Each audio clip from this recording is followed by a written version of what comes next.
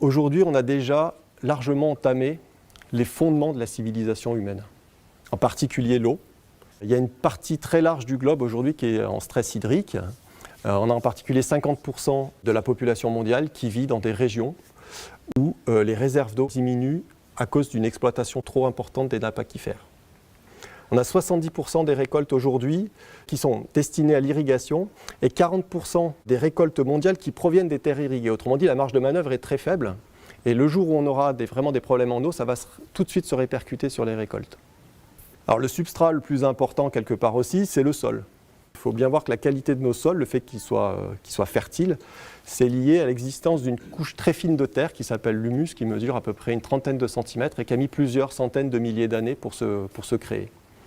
Et aujourd'hui, donc, cette terre elle est en train de partir, cette couche d'humus est en train de disparaître, et on a 25% de la surface continentale qui est en voie de désertification.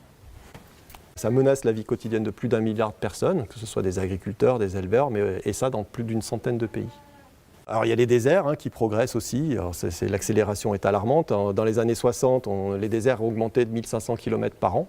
Aujourd'hui, on est autour de 3600 km par an d'extinction des déserts. Et ça ne touche pas que les zones désertiques, ça nous touche aussi, et ça touche aussi donc l'agriculture directement, parce qu'on a vraiment aujourd'hui dans le monde, on a un tiers des terres agricoles qui sont soumises à l'érosion excessive.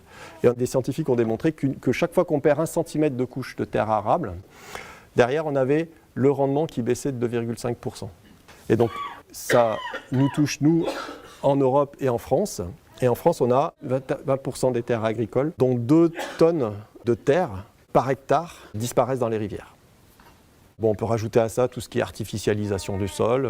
En gros, on bétonne aussi entre les parkings, les maisons et les routes. Il y a à peu près un département qui disparaît tous les 10 ans, qui est bétonné.